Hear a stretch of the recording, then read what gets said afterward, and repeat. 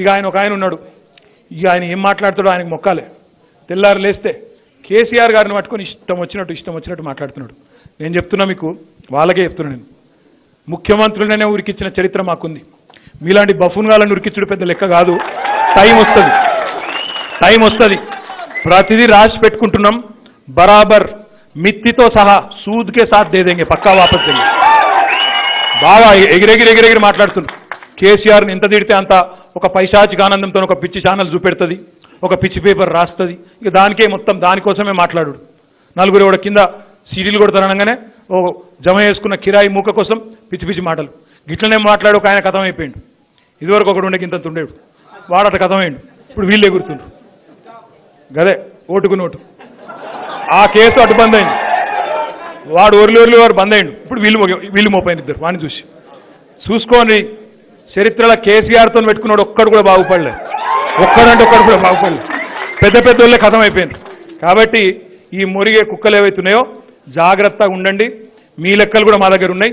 మీ సంగతి కూడా తప్పకుండా మా తమ్ముళ్ళే చూసుకుంటారు, మేమే చూసుకుంటాం. మీకేమి కేసీఆర్ స్థాయి లేదు మీకు.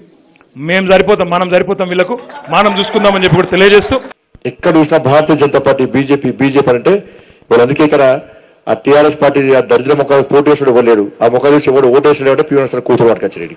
వీళ్ళన్నా పివి నరసింహ కుటుంబం అంటే గౌరవం అన్న, వాడిని ఎక్కంటే ఇంకా గౌరవం నాకు. ఏదంటే కేసీఆర్ కొడతా గిడతానే బదిలిస్తాను. మన అన్నట్టు నాగార్జున సాగర్లో బీజేపీ కార్యకర్తలు అంటే నష్టం పెట్టి కొడతాడట. నేను జెండు బాంబు మిక్స్ చేసి కొడతా అని చెప్పిండు. నేను నష్టం పెట్టి ముఖ్యమంత్రి మాట్లాడే మాటలు, ముఖ్యమంత్రి వాడే భాష లేకుంటే మనం అండి పొండి అంటే తింటాడు ఆయన. అందుకే నా గురువు కేసీఆర్ అని చెప్పాను నేను. అందుకే గురు దక్షిణ ఇస్తున్నా అని చెప్పిన. నష్టం పెట్టి కొడతాడట. ఇలా గోడకు వీళ్ళేసిన తుపాకీ లాంటి మన అందుకు అది విద్యార్థి పెడతాడు. నేను తుపాకీ ఎట్లా ఉంటుంది, మీ అయ్యే ఫామ్ గట్టినే ఉంటాడని చెప్పిన. ఇలా టీచర్లు చెప్తున్నారు, కోవిడ్ వ్యాక్సిన్ కనుగొనడంలో 90% పాత్ర కేసీఆర్ దాట. 90% కేసీఆర్ దాట, 10% బీజేపీ మోడీ గారిదట. నేను అన్న ఇలా 100% మీదే అని చెప్పిన. ఇక ఆ బూత్ ఛానల్ టీ ఛానల్ వస్తాయంట, మొత్తం మీదే అని చెప్పిన. 100% మీదే, మోడీ గారు ఏం లేదు. ఎందుకంటే మీ వ్యాక్సిన్ వేరు, మా వ్యాక్సిన్ వేరే. మీ కేసీఆర్ వ్యాక్సిన్ 90 ml, మా వ్యాక్సిన్ అది కాదు కదా. అందుకే మా వ్యాక్సిన్స్ మీకు చెప్తాను, 90% 100% మీదే, మాది ఏం లేదు, అంతా మీదే. మొత్తం మెడలో బోడేసుకొని తిరుగుని చెప్పిన, మీదే కనుక చెప్పి ఇబ్బంది లేదు. అలా ఈయనట్ట పక్కలు అంటారు, విషయం మర్చిపోతాం. పక్క రాష్ట్రం వాళ్ళు అన్నారట. నేను మనకు మంత్రి చెప్తాడు, తెలంగాణ రాష్ట్రంలో 13,000 కంపెనీలు పెట్టినట్ట కేసీఆర్ సార్. అందుకే రాగానే అన్ని కంపెనీలు పడుతుంది. నాకు 13,000 కంపెనీలు వచ్చినాయట. 5 లక్షల మందికి ఉపాధి కల్పిస్తాడు వీళ్ళు. అందుకే ఈ చూసి పక్క రాష్ట్రం అనుకుంటాడు, కేసీఆర్ మా రాష్ట్రంలో ఎదుగు ఊట్లేదు అనుకుంటారట వాళ్ళు. పక్క రాష్ట్రం కేసీఆర్ మా రాష్ట్రం ఉడితే మంచిగా నాకు ఎవడో రాష్ట్రం పడి పోయి దింపాలి వరేస్తా అని చెప్పిన. పోయి తీసుకెళ్ళి వరేస్తే పీడవుతుంది మనకు తెలంగాణ రాష్ట్రానికి. మరి మందు దాగి వాహనం నడితే నేరం, అవునా కాదా?